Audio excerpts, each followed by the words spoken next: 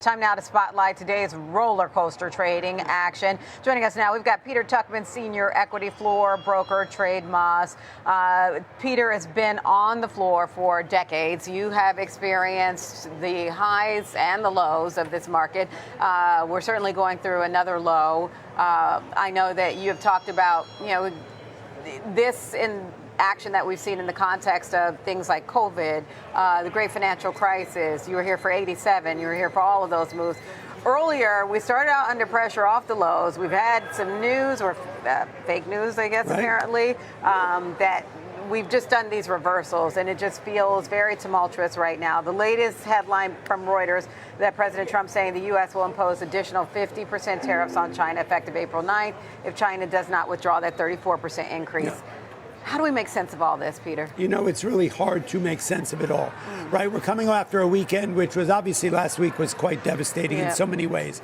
Monday was a day where we had felt there was a little bit of a pause, maybe a little bit of a silver lining with pinpointed tariffs and a softer landing. Tuesday was about auto tariffs. Wednesday, Thursday, Friday was 1,500, 1,800, and 2,200 on the Dow.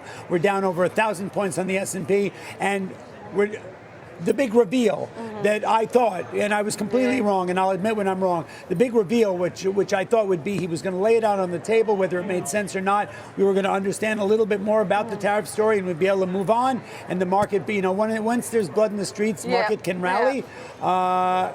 Did not come to be, because the big reveal was smoke and mirrors. It was really, numbers that were made up. None of it really made sense. Even Jeremy Siegel, like you're talking Nobel Prize economist, didn't make any sense of it. So we were in a worse shape than we were, and that's what caused last week's 3 days of a severe breakdown in the market across the board. That was after the last 4 weeks, which have been really, tumultuous at best, because we've broken down all confidence in the markets. We've sort of, we've broken down every level technically, plus a lack of confidence, plus lack of clarity. And when you have no clarity and surprises day after day, and this bit of a passive-aggressive approach to the news dissemination by the White House, then you're in trouble. So today, let's just go over quickly today, because we came in after a weekend where everyone was calling for a Black Monday, whatever that really means. We were down 14% last week. We came in over the weekend. The minute we opened the futures, we're down 1,500 on Sunday evening. We came in this morning down 157 handles on the SPY, went down another 100, down 250, and so it felt like we were going to continue to break down. And then news hit the tape.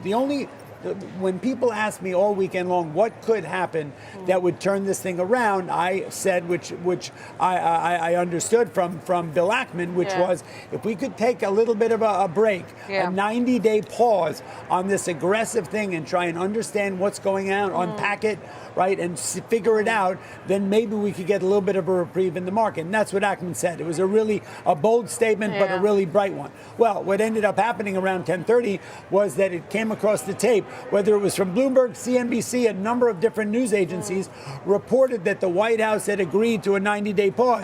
The market literally went from down 250 in the spider, which is significant. That's equivalent to 2,000 points on the Dow. It reversed and went up 200. That's a 500-600 point reversal. Until we basically, the news came out that the White House said, we never said that. That's not news. It turned out all that was people reiterating the Ackman statement, and the market proceeded to go right back down.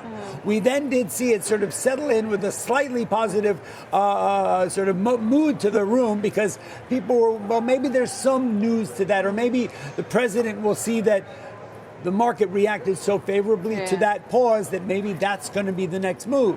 And the minute we settled into it with a market that was not aggressively down, boom, White House comes out with a statement saying, I'm imposing another 50 if they don't, so it's bully tactics, it's catastrophism, if that's even a word. There's no light at the end of the tunnel, there's no clarity. You've got, and there's a complete detachment from Main Street to Wall Street. Can I ask you a quick question? Because you've been through bear markets before, you seem frustrated, which I understand. What frustrates you most about this time around? that this is self-inflicted. If you look at every crash that I've lived through, 87, 2000, 2007, and COVID, they were explainable. One was a health crisis. One was a predatory lending crisis. One was whatever 87 was. It was a tech, insurance, blah, blah, blah kind of crisis. You could explain it, and then you could explain your way out of it. You could come up with a solution. This was self-inflicted. Richard Quest and I were on CNN on Thursday night, and he called it economic vandalism. What is vandalism?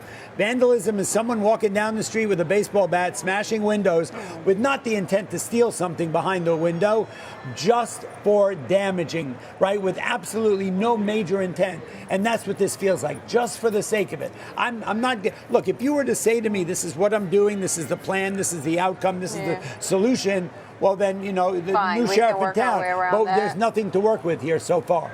Okay.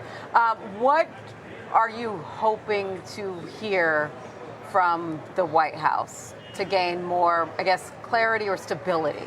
Okay, you know what? I really don't know, to be perfectly honest. I think the White House is to come out with a plan that makes sense, that numbers that are realistic. You know, also I spoke to Dan Ives in the middle of the night over the weekend.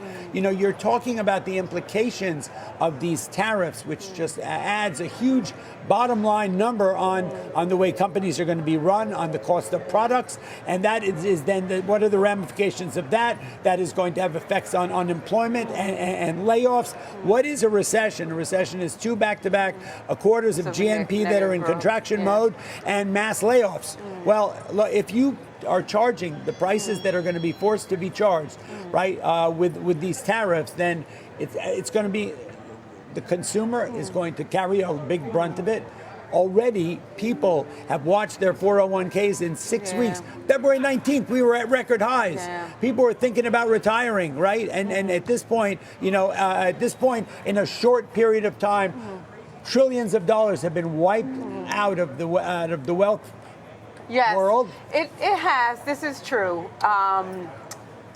Is there, because we've been through, even if this is self-inflicted, which many people would agree with you on that, and I've heard that, you know, characterization as well, but we have been through bear markets before.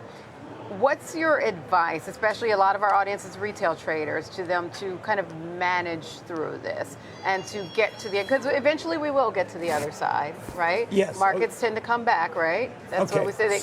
Yeah, no, I hear you loud and clear. You know what I would say is, we've seen this before, not with the same components to it, but we've been through bear markets, we've been through trauma, we've been through tariff issues, we've seen it all. We've been through crashes. I'm not characterizing this as a crash, but right now it's sort of a mini crash. Bear market, It's a bear market and it's a mini crash. Okay. From a retail trading perspective, look, I just got off the phone with David Green, who's my partner in Wall Street Global Trading Academy. We were done trading at 11 o'clock today. From a day trading perspective, this is the market is cooperating in a beautiful way, right? Down 3 days in a row. We had an intraday reversal today. These trades are working out. If anybody wants, look, not to toot my own horn, but go check out Wall Street Global Trading Academy, because at the end of the day, there is a way to navigate this market as a day trader using technical analysis and risk management to navigate a very volatile market as a day trader. As an investor, it's going to be a painful period of time here. Now, do I know what to do? I'm not an advisor. I don't recommend people to do anything. Are we at a point now? Jim Cramer said on Thursday, I don't see a reason to buy stocks yet. Right? What does that mean? That means in a market that's careening off of a cliff, you either try and catch a falling knife or you wait till the momentum shifts and you buy it on momentum as a reversal trade. I'm more a proponent of that because I don't know the next shoe that's going to fall. I don't know the next time we're going to come out with a comment that has such significant impact on the markets, on the economy. Right? We're tossing around comments that are so influential. You know, that can make a market reverse 500 points in the S&P 500. These are billions and trillions of dollars that are being swung around without a concern for the level playing field. We keep moving the goal line. I mean, it's confusion. It's lack of clarity. It's not a real plan. It's numbers that are being based on what? Trade deficits that don't really make sense. I'm frustrated. I'm angry. I find it irresponsible. because look, I don't want anybody to be suffering.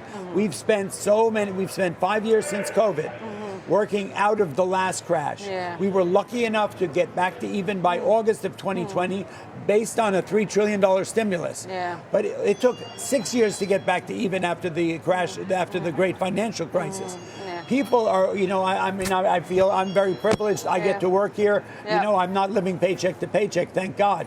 But there are people who are. There are people who are looking at retirement. There are people who are looking at their portfolio today and 6 weeks ago, and they're seeing a 20% plus divergence from where they were, and they're going, oh my God, right? Yeah. What do I do now? Yeah, and so I don't like that for anybody. I want everyone to benefit from this market. Okay. And so the self-inflicted part, I feel irresponsible, especially when there's such a disconnect. When you have a president who is, no disrespect to the president, but he's on the golf course, talking with the Saudis and saying that we should relate this to a person who's coming out of a successful surgery, who just got sutured up, and he's going home to heal.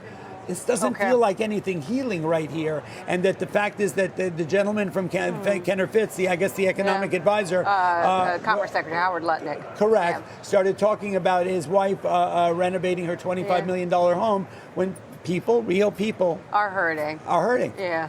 All right. It is certainly a difficult day. It's been a difficult day in the markets. We will have to leave our conversation there for today, Peter. Okay. Hopefully, we will certainly look for some light at the end of the tunnel, knowing that we have been through some bear markets before and we have recovered.